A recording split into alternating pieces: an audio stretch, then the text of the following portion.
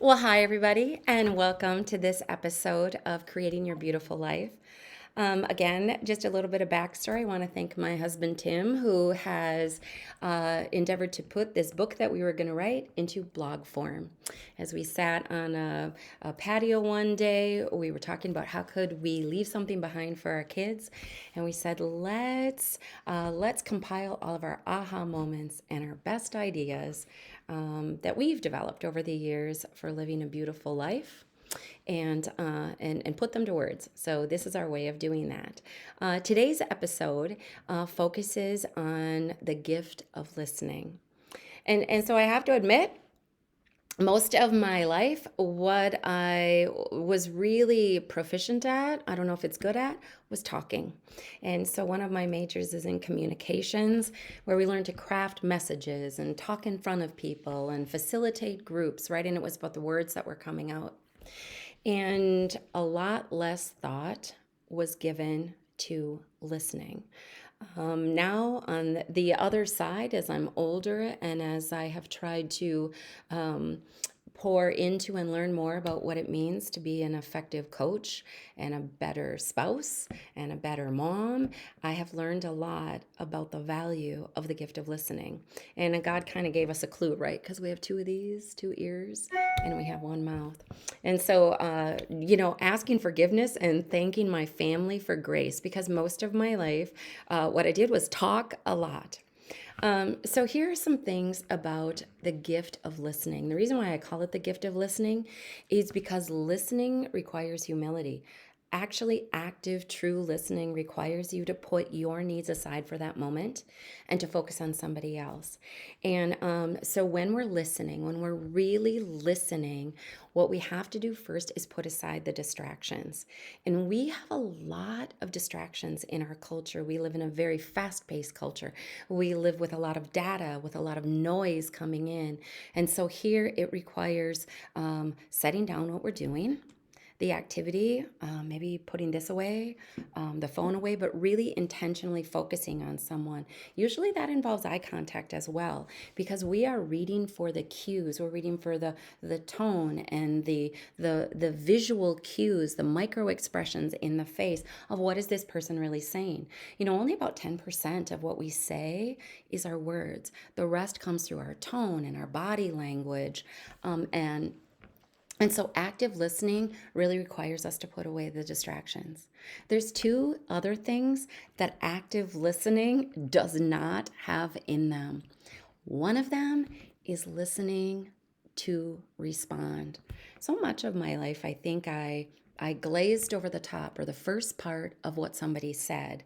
And then a lot of us do that. We formulate in our mind how we're going to respond.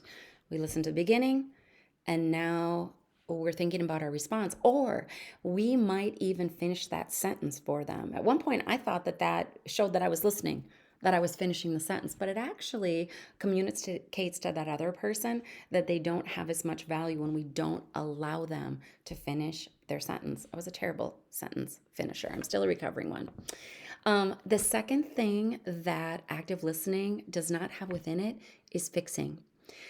As the listener, really our job is to listen, to try and understand what the person is trying to say to us. We're listening with a goal of understanding, not necessarily the goal of fixing. Um, so listening to understand what are they saying. One of the things active listening does have in it is after that person has spoken, what we want to do is to summarize or paraphrase what we think they're saying. This is particularly helpful when we're in conflict, but it's helpful at any point in time. It gives validation to that person that you've really heard them. So we might even with a simple summary have something, they have just told us something difficult, they have told us something hard, and our summary might just be, wow, that is I hear the pain in that. I hear the difficult thing that you're going through. We're identifying actually with the emotions that are underneath the word that they're saying. And we're just validating it. We're giving a little bit of a summary of what we heard. In conflict, the summary might be a little bit more detailed. And so we're having an interchange with something. We're doing everything we can to listen. Many times, Tim will note that when I want to speak and I know I need to listen, I will come up with this stance. As a recovering verbal processor, this is my reminder to not talk. And so I'll listen. And then I might paraphrase, okay, what you're saying is you're really asking me to not leave my dirty dishes in the sink, that is a problem. Okay, I understand that. I can do that. So we want to paraphrase. We want to paraphrase to make sure that we understood what they said. Really important thing. Paraphrasing, summarizing, trying to address the feelings underneath it. Now, when it comes to fixing, here's the truth is that at 60 years and at any year, sometimes we have seen a lot and we have some good information that we might want to share with that person because conversations, communication is an interchange.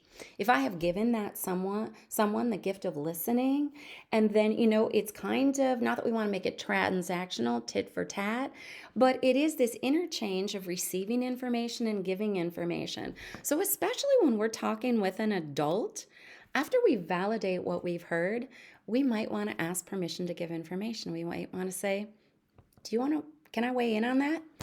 Do you want to know what's going through my head right now? I will tell you that this is one of the best things that we can do with our adult children. Listen, validate, then ask the question.